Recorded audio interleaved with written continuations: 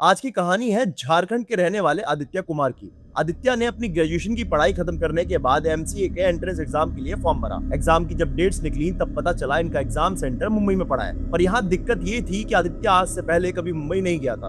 उसने कभी मुंबई में कदम नहीं रखा था। तो उसने अपने फादर से बोला कि आप मेरे साथ चलो, लेकिन उसके फादर ने भी साफ साफ मना कर दिया और बोला कि मेरे को उस टाइम पे कोई काम है जरूरी, तो मैं नहीं आ पाऊंगा। अब दूर दूर तक कोई भी मुंबई में था नहीं, लेकिन एक दो रिलेटिव थे जिनसे इनकी काफी टाइम से बात नहीं हुई थी, काफी सालों से बात नहीं हुई थी आदित्य की फैमिली की।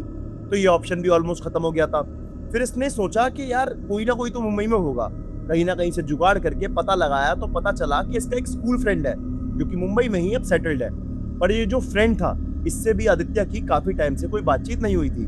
पर आदित्य को यहाँ थोड़ी उम्मीद थी कि बचपन से मेरा दोस्त है, बचपन में साथ उठे, साथ बैठे, साथ खाना खाया, तो ये मेरी मदद जरूर करेगा। इसी उम्मीद में ये भाई साहब मुंबई जाने की तैयारी शुरू कर देते हैं। पर आदित्य को बिल्कुल भी अंदाजा नहीं था कि मुंबई का ये ट्रैवल उसकी जिंदगी का एक बहुत बड़ा ट्रॉमा बनने वाला है। उस समय आदित्य की उम्र करीब 21 साल रही होगी और ये झारखंड के रांची शहर में रहा करता था। अब उस टाइम पे इतनी डेवलपमेंट तो हुई नहीं थी, ना ही इतने ज्यादा स्मार्टफोन और टेक्नोलॉजी थी जिससे ट्रेन की टिकट ऑनलाइन बुक कर ले, होटल्स देख ले। इस वजह से इसको बहुत ज्यादा प्रॉब्लम फेस करनी पड़ रही थी। लेकिन इसका जो दोस्त था विवेक, उससे इसको बहुत उम्मीद थी। इसमें एक बात और है कि आदित्य की एक बहुत अच्छी आदत थी। ये सारे नंबर्स, सारे कॉन्टेक्ट्स जो भी होते थे, एक डायरी में लिखा करता था। उस टाइम पे आदित्य के पास एक नोकिया का फोन था। इसने पहले डायरी खोल के विवेक का नंबर ढूंढने की कोशिश की, पर नंबर नहीं मिला उसका। फिर एक पुराने दोस्त का नंबर मिलता है जो इनके स्कूल में इनके साथ पढ़ा हुआ है। ये उसे कॉल करता है। कॉल पे बात करते हुए पूछता है कि भाई तुझ पे विवेक का नंबर है क्या? तो उसने बोला हाँ भाई मेरे पास विवेक का नंबर है। इसने विवेक का नंबर लिया और विवेक को कॉल कर दिया। अब जब इतने सालों के बाद इसने विवेक को कॉल किया तो पहले तो उसने पहचानने से मना कर दिया। थोड़ी देर सोचने के बाद फाइनली विवेक के दिमाग में क्लिक करता है कि हाँ, आदित्य नाम का मेरा एक दोस्त हुआ करता था जो उस टाइम पे मेरे साथ स्कूल में पढ़ता था। फिर विवेक ने बताया कि जहाँ तेरा सेंटर पड़ा है वो कॉलेज मुझे पता है, तू आजा मेरे पास रह लेना, मैं तेरा एग्जाम दिला दूंगा, तो तू टेंशन मत ले। 2 दिनों के बाद आदित्य की ट्रेन थी और जब ये मुंबई पहुंचता है तो स्टेशन पे विवेक रिसीव करने आया हुआ था। उसने आदित्य से बोला कि यहाँ अंधेरी में ही मैंने अपने भैया के साथ कमरा ले रखा है। मेरे भैया किसी काम से कुछ दिनों के लिए बाहर जाने वाले हैं, तो तू आराम से यहाँ पे रह, मस्त फैल के, कोई दिक्कत नहीं है। तू भाई है अपना, स्कूल की बातें करेंगे, थोड़ा मस्ती मजाक करेंगे और मैं तुझे मुंबई घुमाऊंगा। तू मेरा गेस्ट है, तुझे मुंबई ऐसा घुमाऊंगा ना आज तक किसी ने घुमाया नहीं होगा। आदित्य खुश हो गया। भाई इतने साल बाद मिला है पर कोई भी डिफरेंस नहीं है, बहुत अच्छे से ट्रीट कर रहा है। पर आदित्य की जो मासूमियत थी ना, इसे बहुत ज्यादा भारी पड़ने वाली थी। आपको पता चलेगा ये बात मैं क्यों बोल रहा हूँ। अब जिस दिन आदित्य मुंबई पहुंचा था उसके अगले दिन ही इसका एंट्रेंस एग्जाम था। सुबह के 11 बजे विवेक के घर पे पहुंच जाता है। विवेक ने बोला हाथ पैर धो ले, कुछ खा ले, आराम कर ले थोड़ा सा। फिर आदित्य ने बताया कि मैं खाना वाना खाता हूँ और सीधा जाके विवेक के बेड पे लेट जाता हूँ। थकान बहुत ज्यादा हो रही थी, इतना ट्रेवल करके आया था। गहरी नींद में सो गया और जब इसकी नींद खुली तो इसने देखा कि शाम के 5 बज रहे हैं। जनवरी का महीना था। मुंबई में इतनी ठंड तो नहीं पड़ती लेकिन ठंड पड़ रही थी। उस समय लगभग अंधेरा हो रहा था। मैंने विवेक को बोला कि भाई कल एग्जाम है और 1-2 दिन में मैं निकल जाऊंगा, तू चल मुझे थोड़ा सा ना मुंबई घुमा दे। विवेक बोला ठीक है, तू फ्रेश हो फिर चल रहे हैं अपन लोग। ये लोग विवेक के अंधेरी वाले फ्लैट से पैदल ही आसपास का एरिया घूमने निकल जाते हैं। यहाँ पर अपनी स्कूल की यादें ताज़ा कर रहे होते हैं, बातें कर रहे होते हैं, बोलते हैं अबे कितनी गर्लफ्रेंड बनी है तेरी, कितनी गर्लफ्रेंड है? तो आदित्य बोलता है नहीं यार मेरी गर्लफ्रेंड नहीं है। ये सारी बातें चल रही होती है। इसी बीच विवेक को भैया का कॉल आता है और वो बोलते हैं कि मुझे जो 2 दिनों के लिए जाना था ना, अब वो कैंसिल हो गया है। मैं अभी 1 घंटे में कमरे पे आ रहा हूँ और मुझे घर पे ही मिलना, मेरे पास ना कमरे की चाबी नहीं है। अब यही पूरी कहानी का टर्निंग पॉइंट है। विवेक अपने भैया से बहुत डरता था। उसने आदित्य को बोला भाई भैया आ रहे हैं 1 घंटे में और उनको बिल्कुल पसंद नहीं है कि बिना नॉलेज के उनके घर में कोई और आके रुके। तो यार मैंने भैया को बताया भी नहीं था, तू यार अभी ना कुछ और देखना पड़ेगा तेरे को, मैं अपने घर पर तुझे रख नहीं सकता, मैं तेरे लिए कुछ और इंतजाम कर देता हूँ, चलेगा ना तुझे? इस पॉइंट पे विवेक के घर के पास एक जनरल स्टोर था। उन जनरल स्टोर वाले भाई साहब का एक गेस्ट हाउस भी था जो कि अंधेरी से 1 घंटे की दूरी पे था। विवेक ने उनको कॉल करके बोला भैया एक रूम चाहिए, तो उन्होंने अपने गेस्ट हाउस का नंबर दे दिया। बोला आप बात कर लीजिए, मेरा रेफरेंस दे दीजिएगा। इस समय आदित्य के दिमाग में चल रहा था कि यार कैसा दोस्त है, मतलब 1 रात रखने में भी इसे इतनी प्रॉब्लम हो रही है। फिर इसे लगा कि यार ठीक है कोई बात नहीं है, रखना तो चाह ही रहा था और 1 रात की तो बात है, खाना खा के सोना ही तो है, सिंपल। कल सुबह निकल जाऊंगा एग्जाम देने, कोई लोकल ट्रेन देखूंगा, सीधा एग्जाम सेंटर पहुंच जाऊंगा। अब यहाँ पर विवेक ने गेस्ट हाउस में कॉल कर दिया था और कॉल करके बोला कि राजेश भैया ने आपका नंबर दिया है, आज रात के लिए आपका कमरा चाहिए। पहले तो गेस्ट हाउस वाले ने 1000 रुपए बोले, पर जैसे ही उसने रेफरेंस दिया तो उसने विवेक को तुरंत कमरे के पैसे कम करके बता दिया और आज रात का रहने का जुगाड़ आदित्य का हो गया। विवेक यहाँ पर आदित्य को पहले घर पर लेके जाता है, इसका सामान उठाता है, आदित्य को एक ऑटो में बिठा देता है, ऑटो वाले को पूरी डिटेल समझा देता है कि गेस्ट हाउस कहाँ पे है, कैसे पहुंचाना है, और विवेक बोलता है कि भाई मुझे वहां पहुंचकर कॉल कर देना। अब आदित्य यहाँ पर एकदम मजबूर हो गया है क्योंकि कोई इसका जानने वाला है नहीं जिससे हेल्प ले सके, जिसको बोल सके यार मैं ऐसे ऐसे फंस गया हूँ, मेरे दोस्त ने बोल दिया कि यहाँ रह नहीं सकते, मुझे अपने घर रख ले। ये भाई भी चुपचाप विवेक के घर से गेस्ट हाउस की तरफ जाने लगते हैं ऑटो में। शाम के करीब 6:30 बज चुके हैं और आदित्य बताता है कि भाई जो रास्ता था ना गेस्ट हाउस तक पहुंचने का, वो बीच बीच में वहां पे मतलब बहुत ज्यादा ना ऐसा सुनसान एरिया आ रहा था, बड़े बड़े नाले, और वो गेस्ट हाउस भी बिल्कुल मुंबई के आउटस्कर्ट्स में था, मतलब ऑलमोस्ट मुंबई के बाहर ही था। अब 1 घंटे तक उन्हीं रास्तों पे चलते हुए आदित्य फाइनली गेस्ट हाउस पहुंच जाता है। ऑटो वाला इसे ड्रॉप करके वापस मुड़ता है, आदित्य वहां से सीधा पहुंचता है गेस्ट हाउस के अंदर। जैसे आदित्य उस गेस्ट हाउस के अंदर रिसेप्शन पे गया, इसे हल्का सा कुछ ऑफ लगा। इसने नजर मारी गेस्ट हाउस के ऊपर नीचे हर तरफ, फिर रिसेप्शन में पूछता है कि भैया कौन सा कमरा है मेरा। वो रिसेप्शन वाला इसे देखता है और बोलता है कि आप चलिए मेरे साथ, अपनी डिटेल्स दे दीजिए, और उसको वो फर्स्ट फ्लोर पे लेके चला जाता है।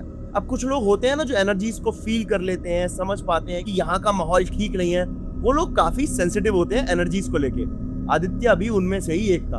आदित्य बताता है कि जो मेरे पिता पूर्वज हैं, मुझे बहुत बार एहसास होता है कि वो मेरे साथी हैं और हर गलत सही काम में मुझे इनडायरेक्टली कुछ ना कुछ हिंट दे देते हैं वो लोग। पर सिर्फ कल मेरा एग्जाम था, मुझे बहुत ज्यादा डिस्टर्ब ना हो इसकी वजह से मैंने इन सारी हिंट्स को इग्नोर कर दिया। मुझे जो एनर्जी फील हो रही थी उसे दबाते हुए जो होटल का मैनेजर था, मैं उसके साथ फर्स्ट फ्लोर पे चला गया। मैंने फर्स्ट फ्लोर पे पहुंचने के साथ ही मैनेजर से पूछा कि भैया और कोई नहीं है क्या होटल में। तब मैनेजर बोलता है कि सर यहाँ पर कम ही लोग आते हैं, अभी भी कोई है नहीं आपके अलावा। ऐसा बोल के उस होटल का मैनेजर कमरे का दरवाजा खोल के कमरे के अंदर चला गया। आदित्य अभी भी कमरे के गेट पे ही खड़ा है और ये बताता है कि मैं ना एकदम से फ्रीज हो गया था, मुझे ऐसा लग रहा था कि मेरे पितरों ने मुझे बांध दिया है, मुझे आगे जाने नहीं दे रहे, बोल रहे हैं कि यहाँ मत जा। मैं वहां चुपचाप खड़ा होके कमरे को देख रहा हूँ। इतनी देर में होटल के मैनेजर की आवाज आती है, उसको सर अंदर आ जाइए, और उसकी आवाज सुन के मेरा ध्यान टूट जाता है। मैं कमरे के अंदर अपना कदम रख देता हूँ और जब ये अंदर गया तो इसने पाया कि कमरा काफी बड़ा है, पर वहां पे एक अजीब सा सन्नाटा है और पूरा अंधेरा हो रहा है चारों तरफ। कमरे की जो बालकनी थी उसके बाहर एक पेड़ है और उस पेड़ की टहनियां बालकनी के अंदर आ रही हैं। आदित्य यहाँ पर धीरे धीरे चल के बालकनी के पास गया और वहां खड़े होकर पेड़ को देखने लगा। थोड़ी देर बाद इसने मैनेजर से पूछा कि भैया इतना ज्यादा अंधेरा क्यों है कमरे में। तब मैनेजर ने कुछ बोला नहीं, चुपचाप जो कमरे के अंदर कवर्ड था उसको खोल के उसके अंदर से एक बल्ब निकालता है और बल्ब निकाल के होल्डर में लगा देता है। होल्डर का स्विच ऑन करता है और कमरे में हल्की सी रोशनी हो जाती है। अब वो बल्ब भी बहुत कम वाट का था, तो आप इमेजिन कर सकते हो ना उस कमरे में कितना ज्यादा अंधेरा था, कितनी डिम रोशनी होगी। जो बालकनी है उससे पेड़ की टहनियां दिख रही हैं, तो ऑलरेडी बहुत ज्यादा एक स्पूकी एटमॉस्फेयर बन चुका है इस रूम पे। होटल के मैनेजर ने बल्ब लगाया और बल्ब लगाने के बाद बिना कुछ बोले चुपचाप नीचे चला गया। मैनेजर के जाने के बाद आदित्य थोड़ा फ्रेश होता है, कपड़े वपड़े चेंज करता है और चुपचाप जाके कमरे के बेड पे लेट जाता है। अब बेड पर लेटे ही लेटे इसने अपने घर पे कॉल किया, बातचीत की। उसके बाद आदित्य डिसाइड करता है कि यार कल एग्जाम है, मैं थोड़ा सा रिवीजन कर लेता हूँ, और बैग से ये रिवीजन वाली कॉपी निकालता है। और जो इसके पास फोन था, उस समय फोन में मेमोरी कार्ड लगते थे, तो उसी मेमोरी कार्ड पर इसने पुराने गाने डाउनलोड कर रखे थे और बैकग्राउंड में स्लो म्यूजिक पे उन पुराने गानों को चलाकर ये अपना रिवीजन करने लगता है। अब वैसे ही पढ़ाई करते हुए इसको 3 मिनट बीते ही थे कि अचानक उस कमरे की लाइट कट हो जाती है। आदित्य बताता है कि इतना ज्यादा अंधेरा हो गया था ना, मैं अपने शरीर का हिस्सा तक नहीं देख पा रहा था उस रूम में। इसने अपनी रिवीजन वाली कॉपी को बंद करके साइड में रखी हुई फोन में जो गाने बज रहे थे उनको ऑफ कर दिया, क्योंकि अभी भाई को कुछ सुनाई दिया था और ये कंफर्म करना चाहता था कि अभी जो उसने आवाज सुनी है कहीं वो उसके गाने से तो नहीं आ रही है। पर जब इसने गाना बंद करके ध्यान से आवाज सुनने की कोशिश करी तो इसने पाया कि जो बेड है, आदित्य का बेड, उसके नीचे से कंगन खनकने की आवाज आ रही है। ये बताता है कि भैया वो आवाज ऐसी थी कि जब कंगन को हम बिल्कुल टॉप से अगर फ्लोर पर ड्रॉप करें तो जब कंगन फ्लोर पे हिट करेगा वैसी आवाज, खनखनाने की, उस तरीके की आवाज, पर एक बहुत ही अजीब सी टोन में आ रही थी, बहुत कानों में चुभने वाली टोन पे। अब अगले 10 सेकंड तक जब वो आवाज बंद नहीं हुई तब इसने अपने मोबाइल की फ्लैश लाइट को ऑन किया और भाई साहब जैसे ही फ्लैश ऑन करके हल्के कोने की तरफ फोकस किया, भाई इसको एहसास हो गया कि इसके अलावा उस कमरे में कोई और भी था। अब वो जो भी था आदित्य को दिखाई तो नहीं दे रहा था, पर ये साफ फील कर पा रहा था कि कोई तो है उस कमरे में। इसे एहसास होते ही आदित्य के अंदर से एकदम ठंडी सहरन सी दौड़ गई। ऐसा होता है ना, रोंगटे खड़े हो जाते हैं और एक अजीब सी झंझनाहट होती है शरीर में, वैसी। अब पहले कि आदित्य कुछ मूवमेंट करता, जो उस कमरे का वॉशरूम था, उस वॉशरूम का एग्जॉस्ट फैन ऑन हो जाता है, पर भाई अभी तो लाइट कटी हुई होती है। बिना लाइट के वो एग्जॉस्ट फैन कैसे ऑन हो गया है। ये ख्याल आते ही आदित्य एकदम डर के कारण शिवर करने लगता है। उस एग्जॉस्ट फैन के चलने के 7-8 सेकंड बाद बाथरूम का फ्लश भी ऑन हो जाता है। फ्लश के गड़गड़ाने की आवाज सुनाई देती है। आदित्य को इस समय तक एकदम कंफर्म हो गया था कि बाथरूम में कोई तो है, कोई तो है। आदित्य बताता है कि भैया मेरी इतनी हालत खराब हो चुकी थी, ऐसा लग रहा था कि मेरी जान निकल जाएगी। अब इसने मोबाइल फोन को साइड में रख के दोनों हाथों से अपनी आंखों को बंद कर लिया है। और जैसे ही इसने अपनी आंखों को बंद किया, जो उसके कमरे के अंदर कवर्ड रखा था, उस कवर्ड के अंदर से किसी के हंसने की आवाज सुनाई देने लगी। वो हंसने की आवाज आदित्य को एकदम बेचैन कर रही थी अंदर से। इसने एक हाथ से अपनी आंख बंद की हुई थी, दूसरे हाथ से मोबाइल उठा के उसकी फ्लैश लाइट को कवर्ड की तरफ पॉइंट किया और भाई इसने पाया कि उस कवर्ड के पास एक लड़की की बॉडी लटक रही है। वो बॉडी एकदम जली हुई है, चेहरा भी क्लियर नहीं दिख रहा है, पर वो हवा में लटक रही है। अब उस फिगर को देखते ही भाई आदित्य का दम घुटने लगता है। इसे इतनी हिम्मत भी नहीं हो रही थी कि चिल्ला पाए। और तब इसी पॉइंट पर आदित्य को एहसास होता है कि इनके जो पित्र हैं वो इसे हिंट दे रहे हैं कि हनुमान चालीसा बजाओ अभी। इससे पहले कि आदित्य हनुमान चालीसा पढ़ पाता, वो बॉडी आदित्य की तरफ आने लगती है और फाइनली जो आत्मा थी वो सिर्फ इससे 1 फुट की दूरी पर आके रुक जाती है। आदित्य बोलता है कि भैया उस समय मुझे ऐसा लग रहा था मेरा कलेजा मुंह से बाहर आ जाएगा, मेरी हाल खराब थे, मेरी फटके चार हो गई थी। 5-6 सेकंड तक वो मेरे सामने खड़ी रही और फिर चिल्लाते हुए मुझे दूर भगाने लगी। और जब वो मुझसे दूर भागी तब मुझे एहसास हुआ कि मेरे गले में हनुमान जी का लॉकेट है, जिसे देखकर वो मेरे ऊपर हावी नहीं हो सकती थी। अब जो एंटिटी है वो इससे थोड़ी दूर हो चुकी थी। तब तक आदित्य ने हनुमान चालीसा पढ़ना शुरू कर दिया, पर आदित्य बताता है कि जैसे ही इसने हनुमान चालीसा पढ़ना शुरू किया, उसके चिल्लाने की आवाज और ज्यादा डरावनी होती जा रही थी। वो कभी छत पर जाके चिपक रही थी, कभी कवर्ड पे जाके चिपक रही थी, कभी कमरे के किसी और सामान में जाके टकरा रही थी, पर वो आदित्य के पास नहीं आ रही थी। इतनी देर में वो एक बार बालकनी में भी गई और उस पेड़ पे बैठ के चिल्लाने लगी। मैंने 1 घंटे तक हनुमान चालीसा पढ़ा, बार बार बार बार बार बार, पर मेरी नजर मोबाइल की बैटरी पर गई जो एकदम खत्म होने वाली थी और मेरे फोन की फ्लैश लाइट ऑफ होने वाली थी। और मैं बहुत ज्यादा डर रहा था और मुझे ऐसा लग रहा था अगर मैं हनुमान चालीसा पढ़ना बंद कर दूंगा तो ये एंटिटी मुझे रात भर हॉन्ट करेगी। मैंने लॉकेट पहना हुआ था, अटैक तो नहीं कर पाएगी मुझ पर रात भर डराएगी। और रात भर में क्या पता डर की वजह से मेरे को हार्ट अटैक आ जाए, मेरी जान चली जाए। आदित्य यहाँ पर हाथ जोड़ के हनुमान जी से प्रार्थना करने लगता है कि भगवान प्लीज बचा लो मुझे, भगवान प्लीज बचा लो। अपने पितरों से भी ये बहुत प्रार्थना करता है। और फिर 10 मिनट के बाद अचानक एक चमत्कारी घटना घटती है। आदित्य को सुनाई देता है कि कमरे के बाहर 2 लोग बातचीत कर रहे हैं। ये भाग के जाता है और कमरे का गेट खोल देता है। कमरे का गेट खोलते ही ये देखता है एक 6 फुट का गोरा चिट्टा, एकदम पहलवान जैसे बॉडी स्ट्रक्चर का आदमी, जो होटल का मैनेजर था, नीचे उसके साथ आया हुआ है फ्लोर पे। अभी उस आदमी की ओर देख के आदित्य को बहुत ही डिवाइन फीलिंग आती है। अब जैसे ही आई कांटेक्ट हुआ, ये बताता है कि उस आदमी ने इसे बहुत प्यारे तरीके से देखा, आदित्य की तरफ एक बहुत प्यारी नजर से देखा। अब इस दौरान आदित्य की नजर उसके हाथ पर जाती है। आदित्य बताता है कि उसके हाथ पर राम राम लिखा था। जब होटल का स्टाफ वहां से चला गया, आदित्य ने सारी बात उस आदमी को बताई। इससे पहले वो अपनी बात कंप्लीट करता, वो आदमी बोलता है आदित्य से कि बच्चे मुझे सब पता है क्या हुआ है तुम्हारे साथ, तुम एक काम करो, मेरे कमरे में आकर सो जाओ। आदित्य अपना कमरा लॉक करके उस आदमी के कमरे में चला जाता है। ये बहुत बार उनसे पूछता है कि आप कौन है, क्या नाम है, कहाँ से आए हैं, क्या काम करते हैं, पर आदित्य बताता है कि उस आदमी ने आदित्य को कुछ ज्यादा जवाब नहीं दिया, बस मुस्कुराते हुए आदित्य की तरफ देख रहा था। अब ये सब होते होते रात के 2:30 बज जाते हैं और आदित्य की भी आंख लग जाती है। अगली सुबह जब आदित्य की आंख खुली तब 6 बज रहे थे। देखता है कि भाई कमरे में कोई भी नहीं है। ये तुरंत निकल के अपने कमरे में जाता है, सामान उठाता है और सीधा पहुंचता है रिसेप्शन पे।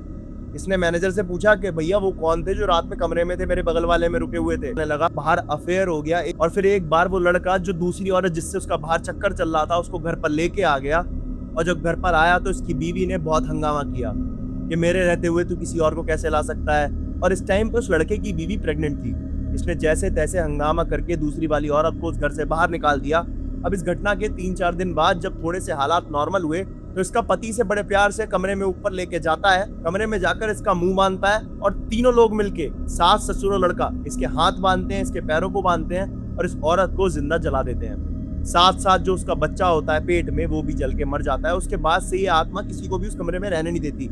इवन गेस्ट हाउस में भी लोगों को रहने में बहुत दिक्कत होती है। अब इस घटना के 2-3 महीने बाद ये जो लड़के के घर वाले थे, इन्होंने अपना घर इस जनरल स्टोर के ऑनर को बेच दिया। अब ऑनर यहाँ पर आसपास रहता नहीं है तो उसे ज्यादा कुछ पता नहीं है इस घर के बारे में। पर जब उसे पता चला कि यहाँ पर ऐसा ऐसा सीन है, तब उसने इस घर को छोड़ के गेस्ट हाउस में कन्वर्ट कर दिया भूले भटके लोग आते हैं, कोई रुक जाता है तो उनसे अपना खर्चा निकाल लेता है। एक तरीके से प्रॉपर्टी को रेंटल बना दिया है उसने।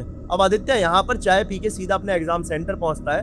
उसने एग्जाम दिया, फिर 2 दिन के बाद ट्रेन पकड़ के वापस रांची आ जाता है। अब इसके बाद भी इसको करीब 1 साल तक बहुत डरावने डरावने सपने आते हैं। इसको ऐसा लगता है कि इसके रूम में वो औरत खड़ी है, लेकिन जैसे ही आंखें खोलता है इसके रूम में कुछ नहीं होता।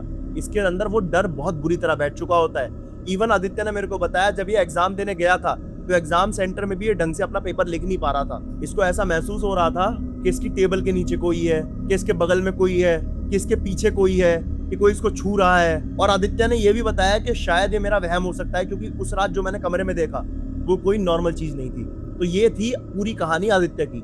अगर आपके जानने में भी ऐसी कोई घटना हुई है तो डिस्क्रिप्शन में दी गई मेल आईडी पे आप अपनी कहानी मुझे भेज सकते हैं। अगर आपको वीडियो अच्छी लगी हो तो वीडियो को लाइक करना, शेयर करना, चैनल को सब्सक्राइब करना मत भूलना। और हाँ, अपनी कहानी मुझे जरूर भेजना, क्या पता अगला एपिसोड आपकी कहानी का ही हो। मेरा नाम है नकुल शर्मा और आप देख रहे हैं द ओनली नकुल। अब मिलते हैं एक नई वीडियो के साथ कल। तब तक के लिए अपना ध्यान रखो। जय हिंद, जय भारत, हर हर महादेव।